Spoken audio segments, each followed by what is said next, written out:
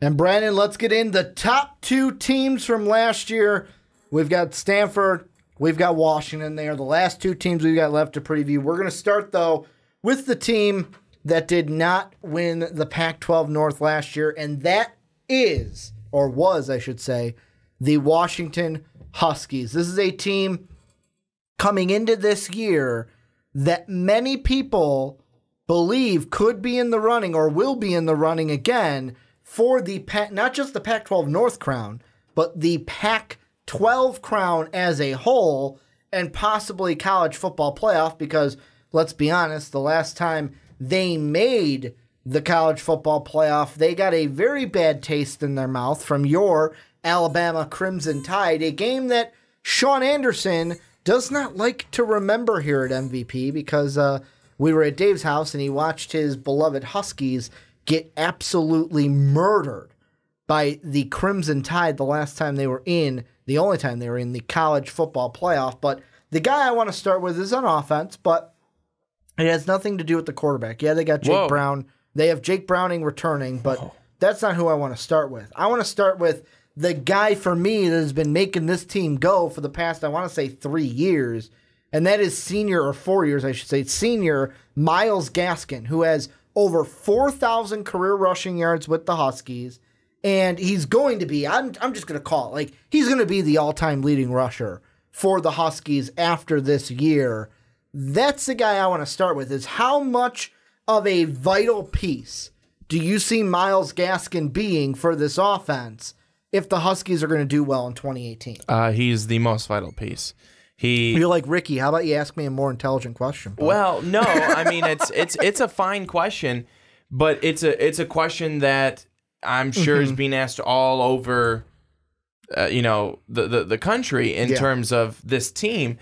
It's Myles Gaskin, as good as Browning is, and he is good. Mm-hmm.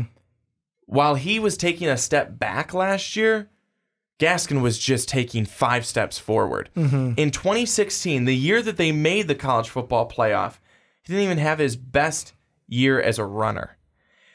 Last year, he upped his touchdown total from 11 in 2016 to 24 total touchdowns last year. Mm-hmm. A jump of 13 touchdowns. I mean, this guy is a freak of nature, and he is such a great player. He's a shifty back. He does it all. Catches balls out of the backfield. A great runner. Great vision.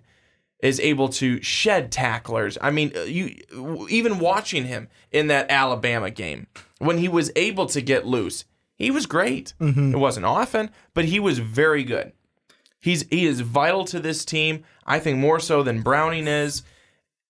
And if he's able in his senior season to even outdo or come close to what he did last year, we could see a potential Heisman in his future, and we could see him carry this team to winning the Pac-12 and to being in the college football playoff discussion. When I look at, right now I'm looking at the all-time rushing records for Washington. First off, you know how I said, like, oh, he's for sure going to break the all-time rushing record for Washington? Do you want to know how many yards he is away from that? 250. Way less. He is at 4,055. Napoleon Kaufman, who played from 91 to 94, is at 4,106. He'll break it in the first game. He'll break it in that first game. There's no doubt he'll have, what would that be, 51 yards? He could get that in his sleep in that first game. And I know that first game, people are going to say, well, Ricky, that game's against Auburn. Let's pump our brakes here. I'm confident he gets at least 51 against the Auburn Tigers to start the year. Although we'll get into that. That's going to be a tough opponent to start the year. He's also, in his past 3 years, 2015, he has the 10th most rushing yards in a season for the Huskies. His sophomore year, he has the 9th most rushing yards in a year for the Huskies.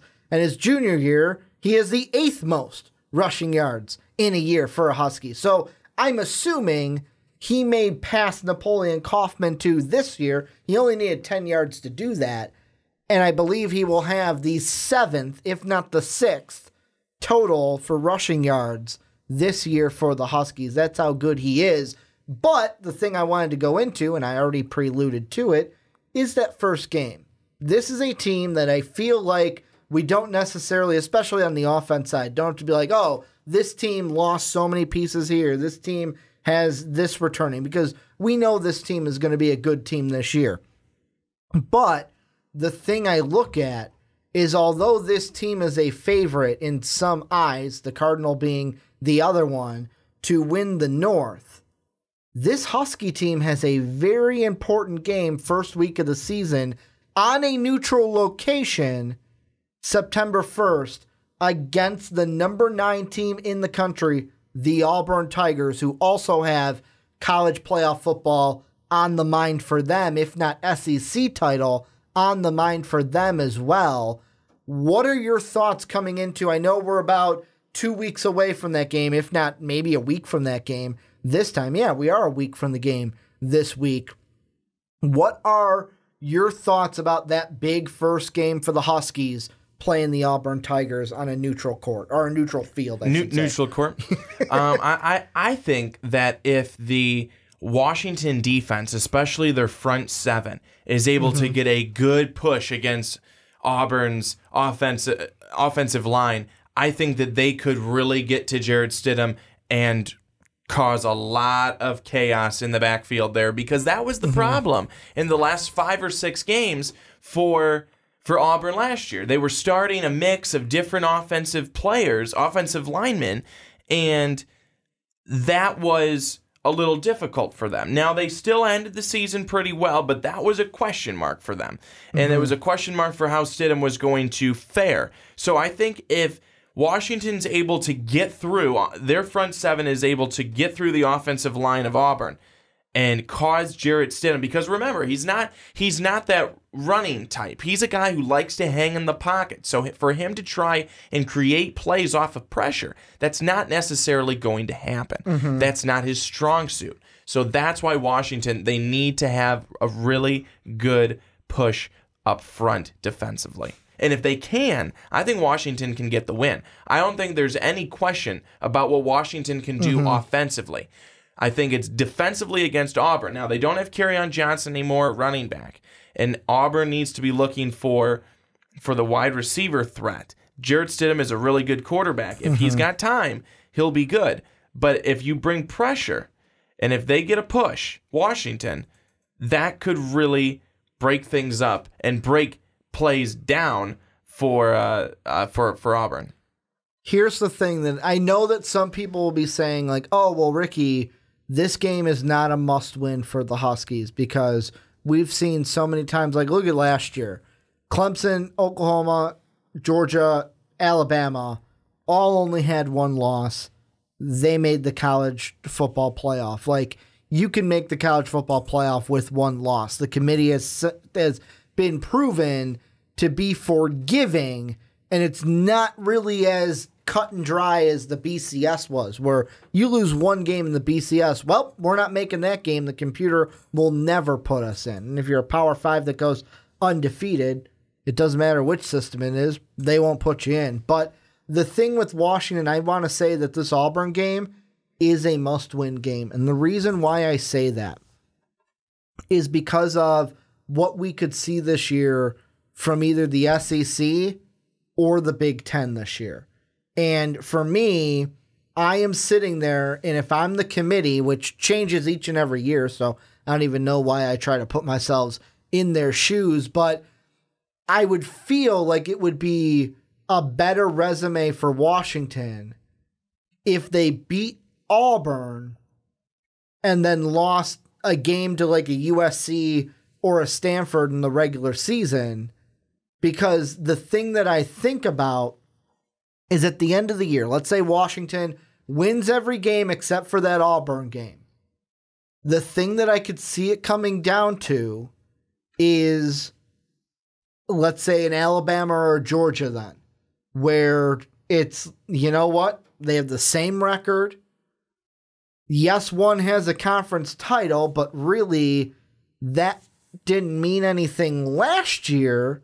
I know that Ohio State won it, and if Washington won it or Wisconsin won it, it would have been a little bit different. But the committee has proven that conference titles might not mean the most if it means getting the top 4 in. And I have a feeling that if they lose against Auburn, and then we fast forward to the Iron Bowl, and Alabama beats Auburn and maybe loses one game, if they even lose one game along the way, that we might be looking going, man, if they would have just switched it and lost the game to somebody in the Pac-12 and beat Auburn, then the committee would have probably put them in over a team like Alabama because they have that common opponent in the Auburn Tigers. Now, I think that when we continue to talk about this game, we're going to see a game where both defenses, I think, are going to be pretty evenly matched. Yeah. Auburn's defense, though, is going to be one of the best. Now, I know that when we talked about Auburn, we said that they could be one of those defenses that's nearly as good as Clemson's defense. And Clemson's defense, we were just like, whoa, it's not even fair. Yeah, our big board's going to be littered with Clemson players this year. It's just going to be. Forewarning. It's going to be because they have to leave college this year. But I think that when we look at this, maybe the edge goes a little bit on defense to Auburn, but I think the edge goes big time in favor of Washington. So that's why this is going to be a very interesting game. I'd give the edge to the Tigers on defense. I'd give the edge to Washington on offense, and it's going to be very interesting to see what we're able to come up with. Now, Stidham, he's going to have a number of guys to be able to throw with. They lost a couple of receivers in the spring to a couple of injuries. As long as he's able to have time, that's going to be the main thing. So you're saying Washington get pressure on him. That's what I said before. Yeah. If Washington's able to get pressure on him, but the defensive front for Auburn's just the same. So if they're able to get pressure on Browning and they're not able to, and if it's a struggle for the offensive line for Washington to open up any holes, even though I think Washington's probably got one of the best offensive lines in the game, certainly probably in the Pac-12. It's going to be good. I think that these two teams will look very evenly matched for the most part.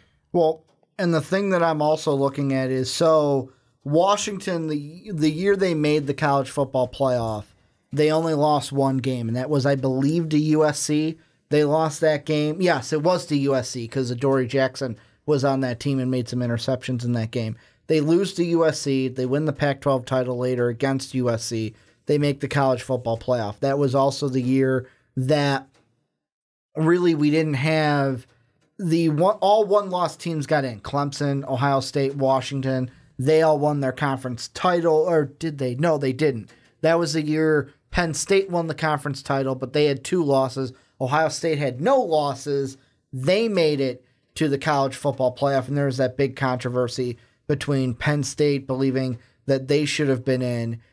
That's the big thing for me, is how much weight for Washington will be if they win. Because for me, the biggest conversation for Washington this year is first winning the Pac-12, which really it comes down to the Stanford game, which, let's be honest, it's going to be Myles Gaskin. In my mind, Myles Gaskin versus Bryce Love for that game this year. I wouldn't be surprised if the Huskies get the win in that one, because it is at home for the Huskies. And I mean, playing on the road, like in that game, you want to be the home team. You want that edge playing in front of your home fans. They played last year in Stanford. They lost that game, and that's the only reason why they didn't go to the Pac-12 title, was because they lost at Stanford last year by a score of 30-22. I just have a weird feeling that if the Washington Huskies lose this first game to start the year against Auburn, we will see at the end of the year whether they win the Pac-12 or don't win the Pac-12. If they don't win the Pac-12, there's not a chance in my mind they make the college football playoff, because they'll probably be a 2 or more loss team. But if they do win the Pac-12 and only have one loss, it's going to be interesting where I mentioned the SEC, where we're basically going to have Auburn, we're going to have Alabama, we're going to have Georgia all fighting for playoff spots. Only two of those teams, Georgia and then one of the others, can get a conference title. Then on the other side in the Big Ten, what if we get a situation, and Paul Feinbaum brought this up earlier today on ESPN. He goes, an interesting thing when we get to the college football playoffs will be, what if we get undefeated Wisconsin versus undefeated Ohio State, and it's like a 3-point game? And he's basically making the argument for what we saw last year, Georgia and Alabama both making it to the playoff, could very well happen with either two SEC teams or two Big Ten teams this year, where if that does happen again and one conference gets two teams into the playoffs, that just hurts Washington's chances because, let's be honest, Clemson will probably be one of the other team, that's 3, and then it puts Washington's resume up against the resume of whoever wins the Big 12. So, as long as Jake Browning is able to take a step forward from where he was last season, and now I'm not saying he has to get back to 43 touchdowns, but if he were able to get to 28, 30, and Gaskin is able to stay where he was last season and have that same type of production, the Washington Huskies are going 12-0. You think so? Yeah. Why not? Why not? I mean, Auburn is a tough opponent, but a winnable game. Yeah, it's not impossible. I would say the same thing for Auburn, though. Like if we were doing the Auburn preview, Washington, a tough opponent, which we did a long time ago. Yeah, I even forget what we said in that preview. But then they win their second game against UND. Utah on the road. I think Utah is going to be an improved team, but Washington has a better offense. ASU, they're just going to be coming along. Washington wins there. BYU, I think Washington wins that when they're at home. On the road against UCLA, UCLA still, even by bringing in Chip Kelly, they still have some things to change, to work on. Washington's just a better overall team. They've returned more starters. They've returned more starters defensively. They returned the same power starters offensively. They have the best offensive line. Let me go. They're gonna go right through them. Oregon's gonna be good. Oregon on the road in Eugene. That will be. I think that's going to be a good game. But I still think that the defense is there in favor of Washington. Colorado, that's a win. You're at home. On the road at Cal, an improved Cal team, I think, but not so much where they could beat Washington. Stanford's going to be a great game. It's at home, but you beat the trees. And then Oregon State, that's like the Mercer on your schedule. And then on the road at Washington State, a team we just talked about that we don't know where they're going to be with their quarterback. All these games for Washington, they all have a reason why they can win. Every single game, I would put Washington as the favorite in that game. Two games that I could see them losing are Auburn and Stanford. If they lose 2 games, those are probably the 2 that they're losing. However, if they beat Stanford, or let's say they beat Auburn and they go 1-1 in those games. You mentioned the UCLA game. I'm going to double not so fast, Mr. Swanson. And the reason why I'm saying that is that's a game I look at. The 3 that I could see being trap games, at Utah, at UCLA, at Oregon.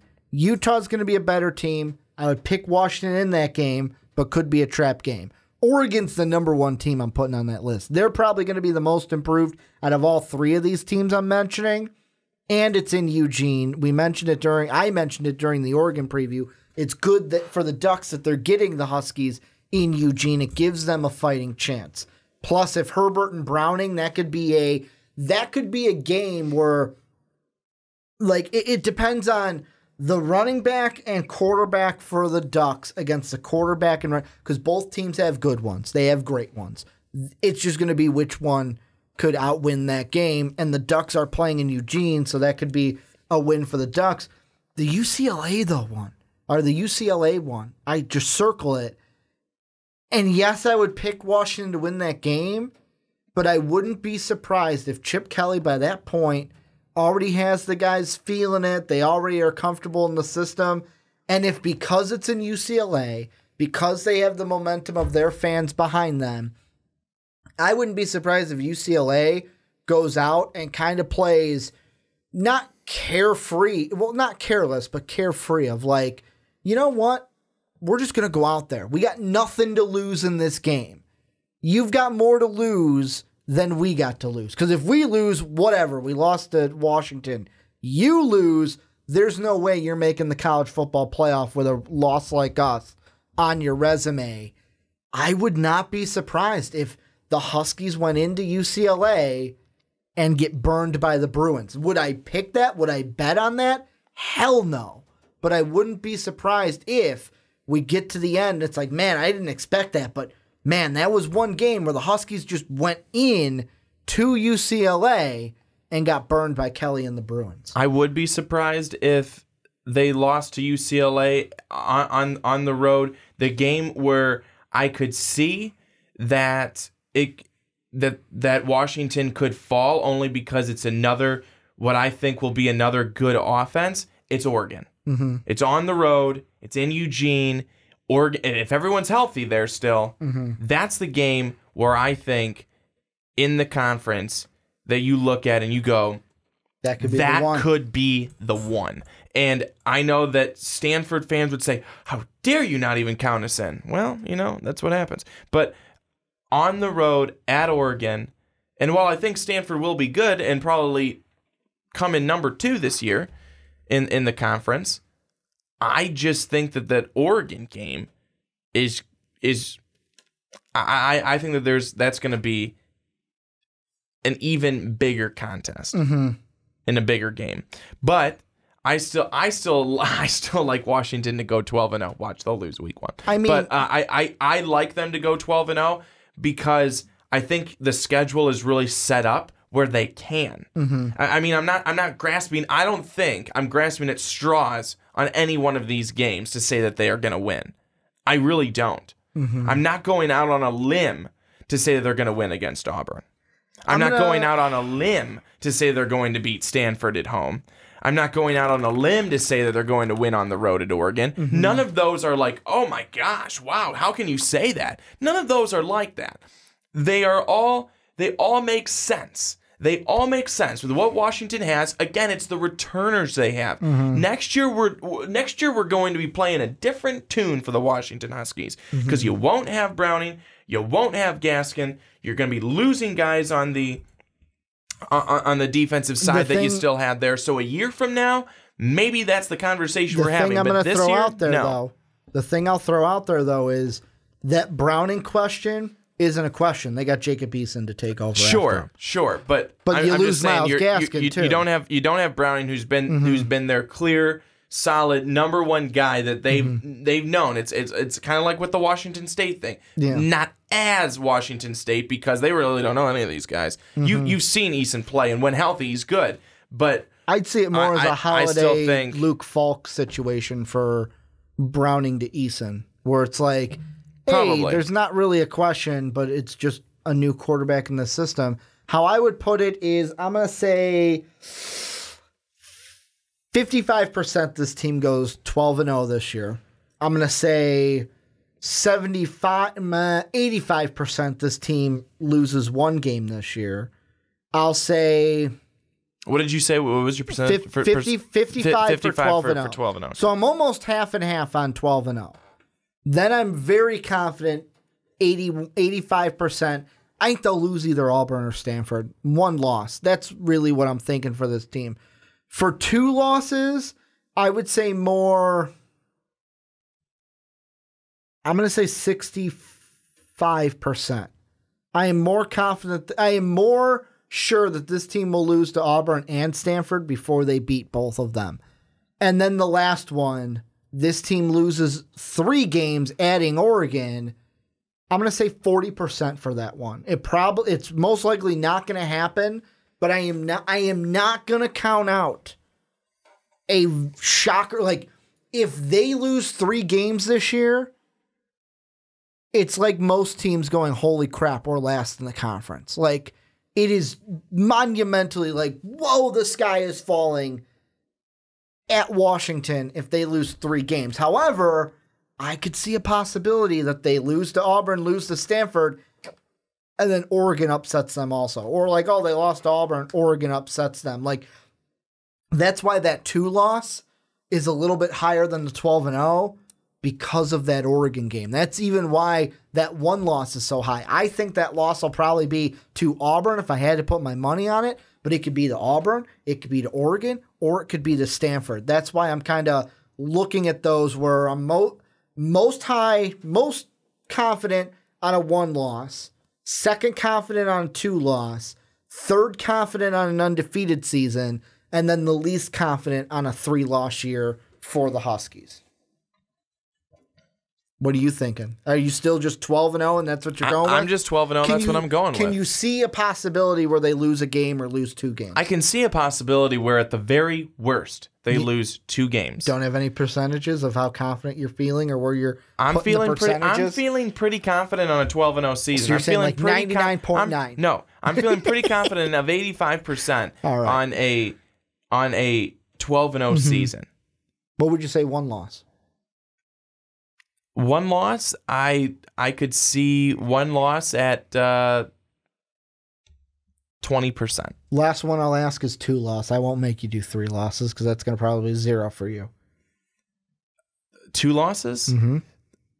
There's I don't know. These numbers don't even add up. I mean, I said 85% chance of 0, and then 20% chance. I mean, that'd be 105%. So that doesn't even add up. These don't have to add to 100. This is just like odds. 20% chance that they have 1 loss, and 2 losses, 15.